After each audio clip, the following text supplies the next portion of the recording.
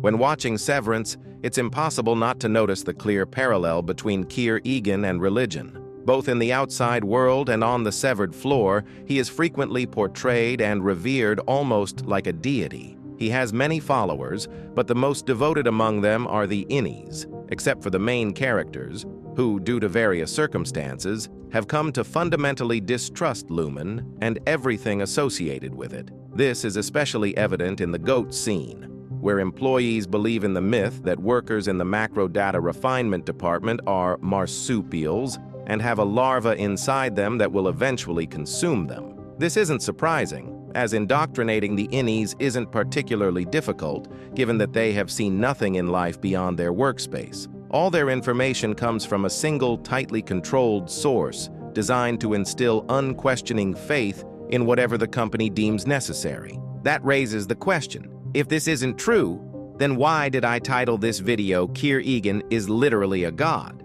Well, it's because it actually is true. Without the company he created, Lumen, Mark S., Irving B., Helly R., and the others would never have existed. In other words, the innies' personalities would never have come into being without him, which essentially makes him the progenitor of their existence. And now, an interesting conclusion naturally follows from this. I highly recommend watching until the end and not skipping any parts so that my perhaps unconventional but well-argued conclusion becomes clear to you. If the company sees itself as a god in relation to the innies, and from Jamie Egan's words to Helena, we understand that this is, to put it mildly, not the kindest god, then in their view, they can do whatever they want with the innies. And we've seen this happen more than once. It's no secret that no matter how much of a villain you are, the most effective tool of control is always the method of reward and punishment. This is especially true in a situation where, if something happens to their creation, its real owner, the Audi, might simply quit if harm to their health becomes too frequent. That's why we see rewards for completing tasks, such as pencil eraser, finger trap, music experience, and so on. By the way, here's an interesting fact. One of the main prizes, Waffle Party, seems to be a reference to the cake from the game portal. It makes you want to say, the waffle is also a lie. In that game, the cake was also a reward for completing major tasks. But aside from rewards, we also see punishments for refusing to complete tasks or engaging in other unwanted actions, especially in the first season. In the second season, due to the fake revolution, it appears as if everyone has become pure and righteous. However, it's already clear that this won't last long. By episode 4, we see that Irving B. was shut down as punishment. A great example of how effective this tactic is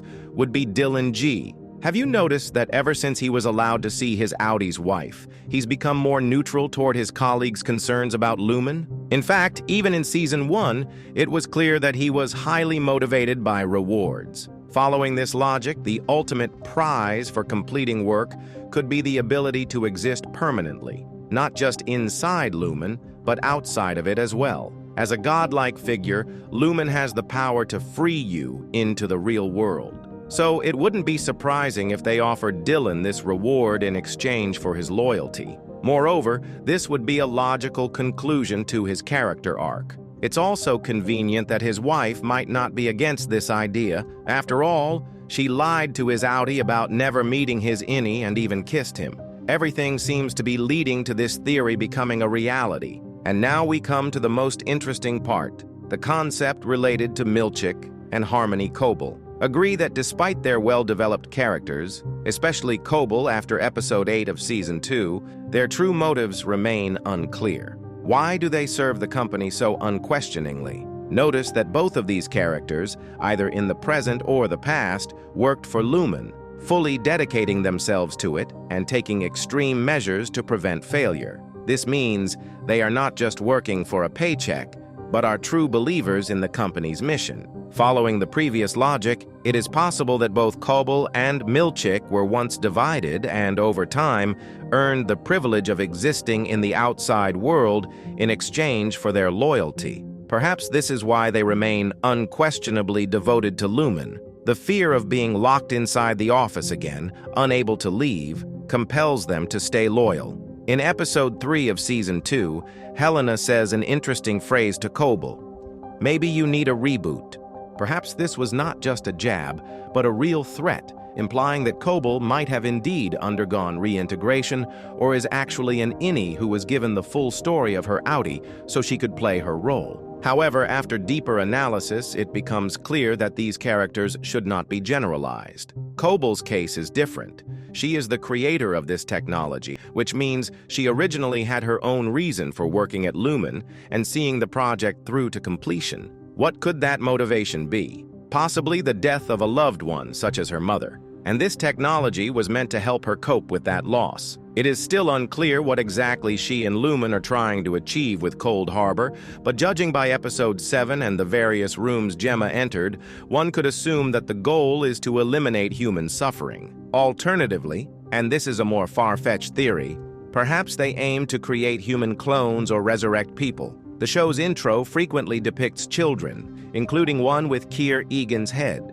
Additionally, we've been shown eggs more and more often, a symbol of new life. The promo for Episode 9 even prominently featured an egg. Of course, these are just my speculations. Maybe creating copies of people is too far-fetched even for the sci-fi framework of this show. But the theory still holds some weight. Did you notice that Harmony Coble and her hometown, Salt's Neck, mirror each other? The town once thrived thanks to the Lumen factory, receiving its reward in the form of jobs, only to be left with nothing, decay and an ethereal shadow of its former self. The same happened to Coble. She worked at the factory as a child, became a star at school, invented Severance, but Lumen stripped her of her glory, leaving her only with resentment. Her aunt, Sissy, with a room full of figurines connected to the Egans, represents blind devotion to the company. Meanwhile, Charlotte's mother's empty room symbolizes brokenness and emptiness. Coble constantly wavers between these extremes,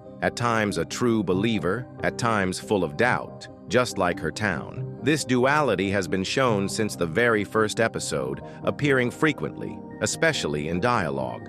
For example, when talking about her mother, she once describes her as an atheist, then later as a Catholic. This internal split can be easily explained by her backstory. However, despite that, the possibility of Coble having undergone severance herself in the past cannot be entirely ruled out. After all, scientists often become test subjects for their own groundbreaking discoveries. As for Milchick, many details hint that he once worked on the severed floor and that the person we see now is actually his innie. One of the latest clues is his reaction to the paintings. In the past, he never seemed to have any unusual responses to topics related to Keir, but if his base reality was once the severed floor, and now he is becoming self-aware outside as an ordinary man rather than a corporate worker in a sterile environment, it becomes clear why he reacts this way. And maybe I'm diving too deep into theories here, but the fact that Milchick rides a motorcycle stands out so much,